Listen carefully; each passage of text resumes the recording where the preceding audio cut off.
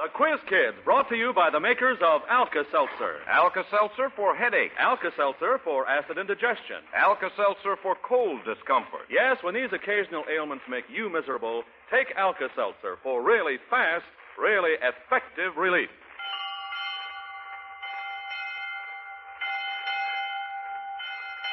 Well, that bell calls class to order, Quiz Kids, and here's your first question. What kind of skin makes the best slippers? Now, there's a tricky one, and how about it? Can you folks there at home answer that question? Well, listen to what the youngsters here in our classroom have to say. And here they are, the Quiz Kids and the chief quizzer himself, Joe Kelly.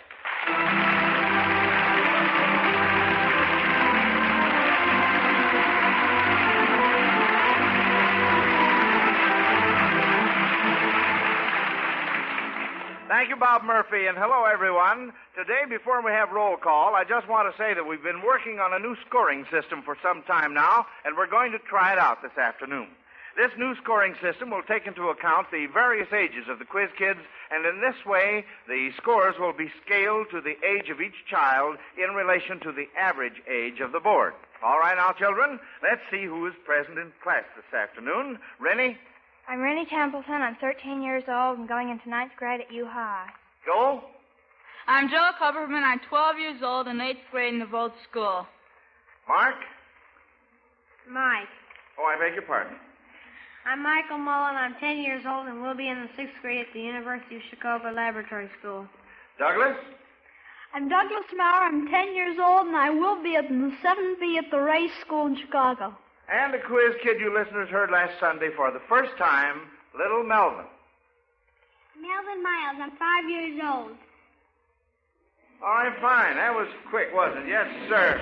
Well, let's clear up that first teaser from Nina Holcombs of Cleveland, Tennessee.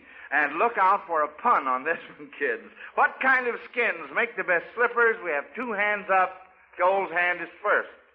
Joel? Banana skins. Banana skins, that's right. What do you know about that? I was a little bit dubious about it. I thought maybe you might slip up on that one. Yeah, but you certainly didn't. Well, I can mark that one correct, Quiz Kids. And we'll send Nina Holcomb of Cleveland, Tennessee, a fine Zenith Portable Transoceanic Standard Shortwave Radio for sending in that question. You know, that's always Alka-Seltzer's reward when the Quiz Kids answer your question correctly, friends. If they miss, the reward is a big Zenith radio phonograph combination with automatic record changer, the new Cobra tone arm, and 2 FM bands. So why not send in your question for this program today? Just send it to Quiz Kids, Chicago. Next question. Helen Burns of Portland, Oregon sent in a couple of spelling words, kids, but don't feel too badly if you trip up on them, for they are the two words that determined the winner of the National Spelling Bee last year. Now, here's the first one. Oligarchy. Douglas. Oligarchy. That's it. That's it, all right. Yes, sir. Now, the next one is psychiatry. Douglas. Psychiatry. Well, how do you like that? That's fine.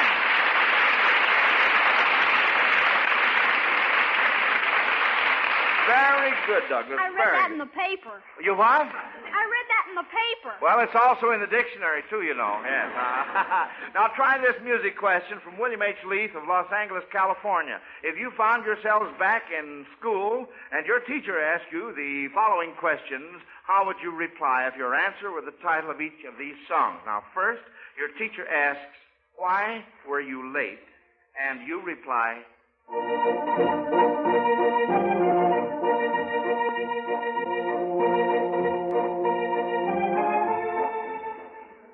Melvin? Just because you think you're so pretty.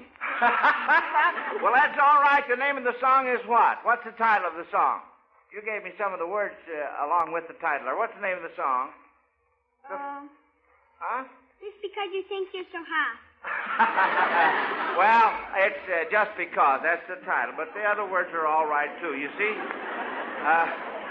Melvin likes to throw some things in there for good measure, see?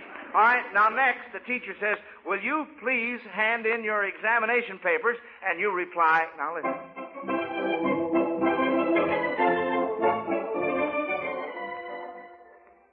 Rennie? Give me 5 minutes more. Give me 5 minutes more. What were you going to say, Melvin? I didn't get the same thing. I didn't know of that. Well, I wonder, can you sing? Do you know the words to Give Me 5 Minutes More? A little of it. I do. Huh? Yes, I do. All right, now quiet. He's going to sing it. Okay. All right. Give me 5 minutes more, only 5 minutes more, just to hold you. Well, that's all right. Now, you gave us enough. That was a short version. That's fine. Yeah.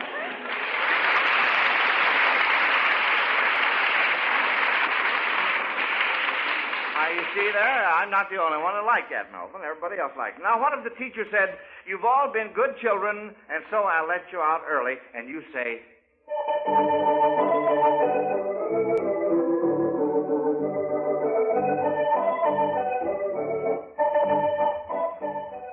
Rennie? Isn't that yippee-ki-yi-yo, get along, little doggies? Well, yes, whoopee-tie-yi-yo, get along, little doggies. That's right. Uh-huh. Well, you took care of that. Now, Quiz Kids, we still have to clear up that whodunit question that had you all puzzled last week. You got G for the first initial and Wood for the last name, but you couldn't identify the person. Now, let's see if you figured it out during the week. Rennie? Well, spokesman for the group, we decided to say Grant Wood, who painted American Gothic. That's right. That's correct. Grant Wood. You see, about the only clue that wasn't cleared up last week was the first clue, 1 fork, 2 mouths.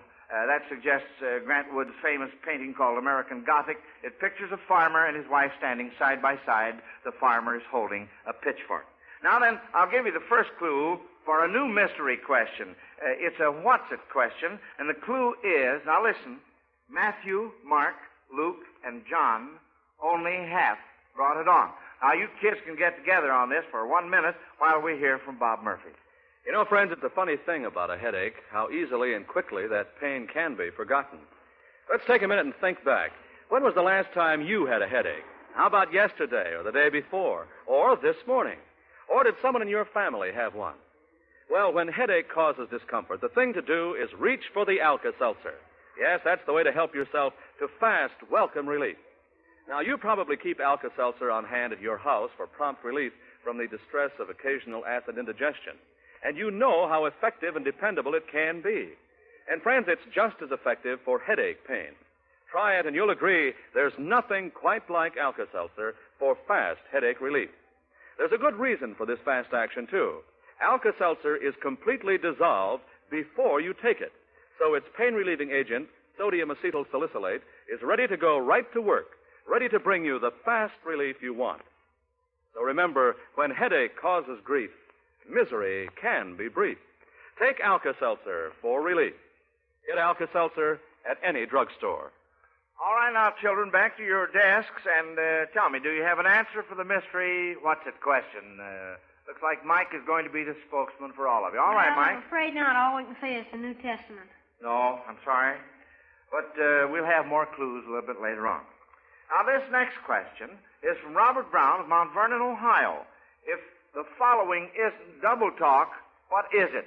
I, Dick, Dick, Tuka, Tuka. Mike?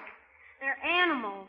Well, can you... The I is a creature that's sort of like a lemur. It lives in Madagascar. Yes, And the Dick Dick is a small antelope, the smallest antelope in the world. Yes. And it lives in Africa. And the Tuka Tuka is a rat-like creature that lives in the Argentina pampas. That's right, Mike. Yeah, you gave them all correctly.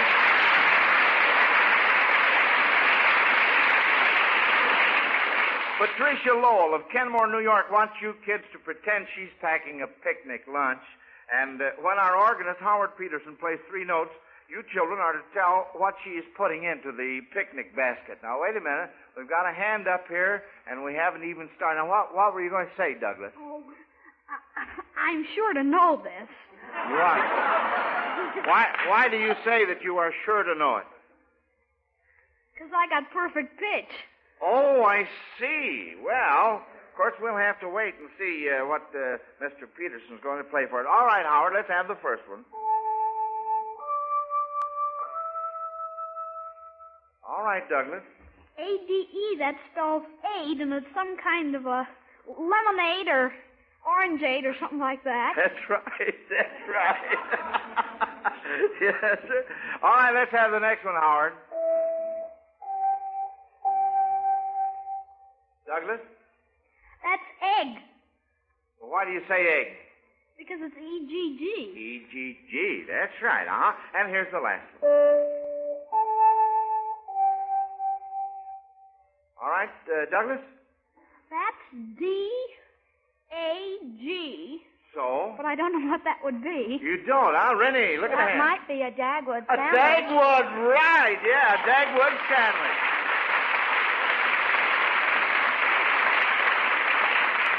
Now, Alice Rand of Chicago says that all of her favorite funny paper characters have been having trouble with transportation lately. One little boy in the funnies made a mistake and got into the girls' bus when he went to camp. Rennie? Oh, that'd be Herbie and Smitty. That's right, uh-huh. And Melvin has his hand. What were you going to say, son? Smitty. Well, it was Smitty's little brother, wasn't it? Herbie, that's Herbie. right. Yeah. Yeah, he got mixed up a little bit there. All right. What young man had trouble when his horse mistook a lady's handbag for a feeding bag? Mike? Texas Slim. Texas Slim. What's the horse's name, Melvin? What's his name? Loco. Loco, that's the horse's name, yes, sir. What boy drives several automobiles, but none of them has any wheels? Mike? Wasn't that Denny? Denny Dimwit? Dimwit in what cartoon? What comic strip? What comic strip? Denny Dimwit.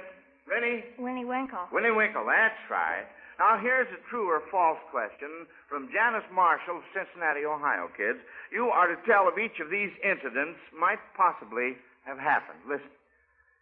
I think your book, Tom Sawyer, would make possible movie material, Mr. Clemens. In fact, the Edison Studios would like to buy the rights as soon as possible. I hope you will consider the matter. Rennie? Well, I don't know. I'm not quite sure, but I think that is false. It could possibly have happened because they just started experimenting when Tom Sawyer came out. But they would have had to look pretty far forward because, they weren't making commercial movies then. Well, now, before I commit myself, Joel has his hand up. Let's see, Joel. What are you going to say? Well, in the Mark Twain died in the 1890s, and I don't even believe movies were perfected yet, so it would have to be false. No, I'm afraid both of you are incorrect on this. Mark Twain, you say, or Samuel Clemens. Mark Twain was his pen name, is that right? Well, it says so in my card here anyway. He lived from 1835 to 1910. Now, the movie story technique was developed in 1903, so it could have happened. Now, let's see about this next one. I consider that I have two distinctions for which my great-grandchildren may be proud. I've attended Harvard University, and I came to this land in the Mayflower. Douglas? Well, the Mayflower came to this land in 1620, and movies certainly weren't perfected then. Well, son, we're not talking about movies in the second part. We mentioned Harvard University and the Mayflower, and you're right on the 1620 insofar as the Mayflower is concerned. Joel? Well, Harvard University was founded nearly a century later, and I don't think the man could be quite that old. Not quite a century, around half a century. And the man couldn't quite be that old, so it couldn't possibly have happened. Well, I'm sorry you're wrong on both counts of this question. Like Douglas said, the Mayflower arrived at Plymouth on December 21st, he said 1620, and Harvard was founded in 1636. And it could have happened that a boy arriving on the Mayflower could have attended Harvard. Well, I'm afraid I can't do anything but give a big Zenith radio phonograph combination from the makers of Alka-Seltzer to Janice Marshall of Cincinnati, Ohio, because you kids missed that question.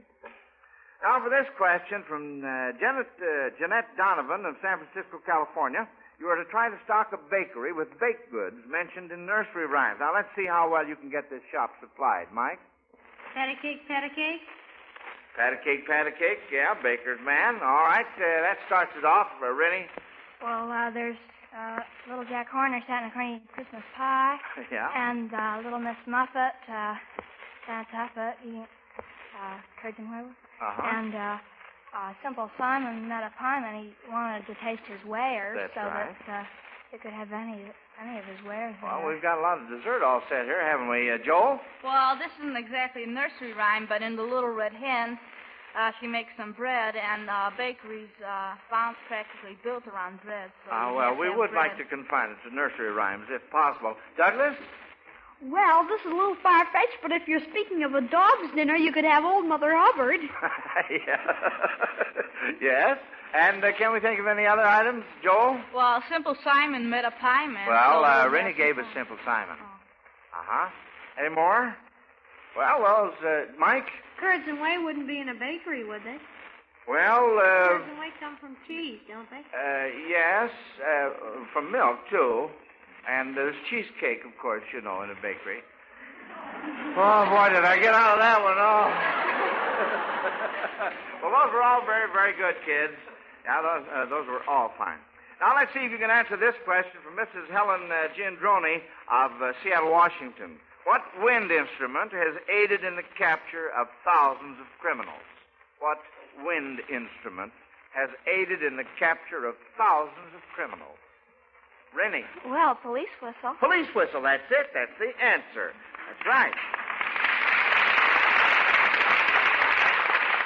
Now, children, we've come to another clue for our What's It question. And here it is. Hastings and also White Sand Bay helped escort it along the way. You can go into a huddle again, and I'll ask you for your answer in 1 minute. Meanwhile, Bob Murphy takes over. Okay, Joe. And I'm going to take the folks to the place where Bill and Jack are employed. It's a hot August afternoon, and Bill is saying, Then you see, Jack, by following this system, you can save yourself a lot of unnecessary work. Hey, what's the matter with you? You haven't heard a word I've been saying. Oh, I'm sorry, Bill, but gosh, I can't even think. My head aches so, and my stomach feels... Oh, I guess it must be the heat. I suppose you went over to the cafeteria at noon and filled up on all the cold things you could find. No, I didn't eat so much. Just some cold cuts and salad and several glasses of iced tea. But, oh, boy, I don't know whether I can stick it out for the rest of the day or not. If it just weren't so hot. Sure. And if you just follow the 1-2-3 way suggestion for summer comfort. Well, the what? Alka-Seltzer's 3 steps for comfort these hot days. Haven't you heard? They're... 1, eat light, easily digested foods. 2, use a little more salt than usual with your meal. And 3, for the headache and acid stomach upset that may add to your misery, on a hot day, take Alka-Seltzer. Yes, take Alka-Seltzer. Fix yourself a glass of sparkling, pleasant-tasting Alka-Seltzer and just see how quickly it can ease that headache and stomach upset. How Alka-Seltzer can help you feel better fast. Remember, because Alka-Seltzer is in solution when you take it, it's right ready to bring you welcome relief. So keep a supply of Alka-Seltzer handy all of the time, at work as well as at home. Yes, don't forget, that extra package in the shop can help you feel tip-top. All right, children, it's time to come out of your huddle now and tell us your answer to the What's It question, if you can. Douglas is the spokesman. All right, Doug? No, I don't think we have anything. Our best guess was the longbow, which was first used at Hastings. No, that isn't the answer. But I'll tell you, you have one more clue, and here it is. It first came to light in 776 B.C. Douglas? The wheel. Huh? The wheel. No, I'm sorry. Well, how about it? Anybody else like to try? It first came to light in 776 B.C. Joel? Would that be Jerusalem? No. Well, you'll just have to think over the last clue that I gave you. In due time, I presume you'll get it, so we'll just carry it forward. Now, here's a math problem from B.J. Williams of Dallas, Texas, who says it isn't exactly as... Douglas has his hand up, so I'm going to stop this present question. All right, Douglas. Well, again, I think I know it because math is my specialty. And Oh, you're talking about the question that I'm posing yes. at this time. Well, Look, there's only one way that we can find out whether you know this question, is for you to wait until I pose it, give it to you completely. And then you can try like the rest of the kids, see? And then hold up your hand. All right, now, wait a minute. Here's a math problem from B.J. Williams of Dallas, Texas, who says it isn't exactly as easy as pie. If I cut a pie and give each of you kids a slice, and one of you wants to see whether you are getting your share, and you consider your slice of pie as an angle, and the difference between a paragon and the conjugate of the angle is twice the supplement of that angle, did you get your share? What about Douglas? I can't understand most of those big words. Oh. I'm good on spelling, but not on meanings. Oh, I see. Well, all right. Joel has his. All right, Joel. Well, a paragon is a 360-degree angle. A conjugate is 360 degrees minus an angle. So 360 minus 360 minus x in parentheses would be x. So the angle is twice the supplement of the angle. So, and a supplement's 180 degrees minus the angle. So, therefore, the angle would be 2/3 of a supplement, so the angle would be 120 degrees, and since a fifth of 360 degrees is 72 degrees, therefore, you'd be getting more than your equal share. How much more would you be getting? Well, should I give it in percentage? I would like it, yes. Uh-huh. Well, let's see. Got to pin you down on this. That'd be 5/3, so that'd be 133 1/3%. The what? That'd be 133... No, wait a second. 166 2/3% of your fair share. All right, well, 5/3 as a fraction. Yeah, that's all right. Let's see what Douglas had to say. Yes, his hand. If you divided it up that way, that would leave 2 quiz kids out. Well, I didn't say it wouldn't. Well, Joel took care of this very, very nicely. That means, really, that you would get more than your share. Like you said, Joel, you would get 1/3 of the pie, and it would leave a small piece for somebody. I guess we could give that to little Melvin. Melvin.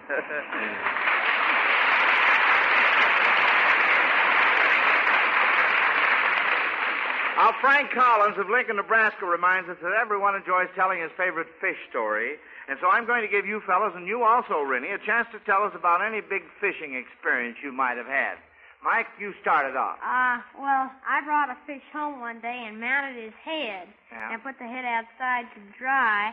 And I brought it in and I put it away. And I guess I didn't put it up high enough because Smokey got to it and ate the old dry head right off the board. And that was sort of a catfish story. Oh, now, Mike, please. Oh, dear. Oh. That was cast me off, you ask me. Yes, sir. And let's see what Rennie has to say. Rennie? Well, the biggest fish we never caught because we had a place down at the dunes last summer. We found on the shore this great big fish. I think it must have weighed about 15 pounds. It was really a great big fish, and evidently it's been killed or something, and it had washed up on the beach. Well, so we picked it up, and we got our fishing line. We hung it on the fishing line, and we took several pictures of it. Oh, you and did? they provided fish stories for quite a while. Well, I should say so. And, Joe? Well, on one of the Quiz Kids trips, we went fishing. It was the one to Miami. Anyhow, I was almost provided with a whole set of fish stories. Almost every other minute there was a tug on my line, but every time I pulled my line up, there was no fish on it, and incidentally, no bait. So finally I was ready to tell about all the big fish that got away. So our guide informed us that they weren't fish, but crabs. Oh, I see. Uh-huh. And they took your bait. Well, now Douglas has his hand up.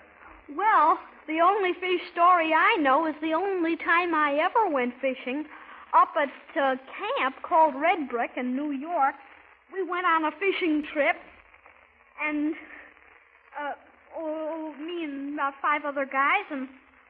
Oh, 5 other guys, huh? Mm-hmm. And I caught about 3 fish, and then I took them home, and they told me if I wanted to get anything out of them, I had to cook them and eat them, so I did. Oh, you did? Well, you cleaned them, of course, though, didn't you, huh? Yes. Fine. All right. And, Melvin? Well, once my daddy caught a fish, and he felt the fish's stomach, and he said he felt something in there, and he cut the fish open, and it was a crab curled up. Well, get out. What do you know about that?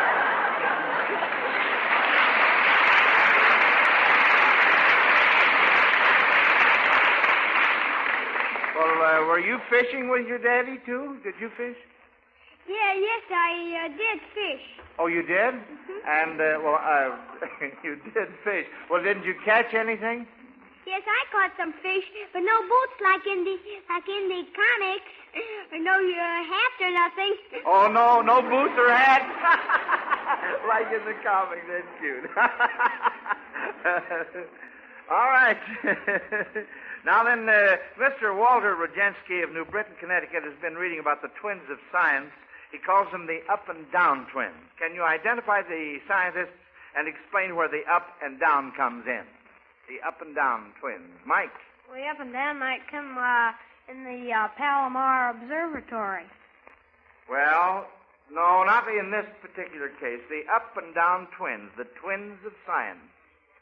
Can you identify them, these two scientists? All right, Joe? Well, aren't there the BBs? One of them always goes under the sea in a bathysphere, and one of them has taken a balloon up there, or maybe they're the same one. Well, yeah, they're the same ones, all right, but you've given them the wrong names. Now, what are their names? What's their last name? They're brothers. I don't know. Well, their name is Picard, the Picard brothers. All right, well, that's a miss. And that means that Mr. Walter Rogensky of New Britain, Connecticut, will receive one of the Zenith radio phonograph combination sets from the makers of Alka-Seltzer. Well, that bell means it's time for the judges to get busy on the scores, and we'll be able to answer the question of who won this afternoon's Battle of Brains in just a moment. Meantime, here's an important message about one-a-day brand vitamins. Don't take chances. Are you sure you're getting all the essential vitamins you need from the food you eat? Remember this. Government surveys show that the meals of 3 out of 4 persons are short on vitamins. Don't take chances. Instead, take one-a-day brand multiple vitamins. Lack of vitamins in your food can cause you to feel under par and run down. Don't take chances. Instead, take one-a-day brand multiple vitamins. 60 capsules, 2 months supply, only $2 at any drugstore. Potency guaranteed by Miles Laboratories. Lack of vitamins in your food can keep you from feeling your best and looking your best. Take one-a-day brand multiple vitamin capsules. All right, now, children, here's the report on your schoolwork. But remember, whether you win or lose, your appearance on today's Quiz Kids program gives you something to lay aside in that nest egg marked future education. Yes, the makers of Alka-Seltzer are giving you each a $100 security bond. And now then the scores. The judges report that as a class we missed 2 questions today, and under our new mathematical formula for scoring, which takes your age into account and giving credit for correct answers, Mike was first, Rennie second, and Joel third. So we'll see you 3 back in class next week, and here to compete with you, we'll have 2 newcomers, Harriet Claire Fry, age 11, and Ira Lee, age 10. Now, between now and next Sunday, be thinking about the last clue on our What's It question. Remember, it first came to light in 776 B.C. And you listeners give it some thought and see if you can't come up with the answer, too. And be sure to be on hand next week to hear what the Quiz Kids have to say. Yes, we want to see you all in class next Sunday. Until then, this is Joe Kelly dismissing the Quiz Kids. Goodbye, kids. Listen to the Quiz Kids every week and listen to Alka-Seltzer's News of the World every Monday through Friday on most of these NBC stations. This is Bob Murphy speaking.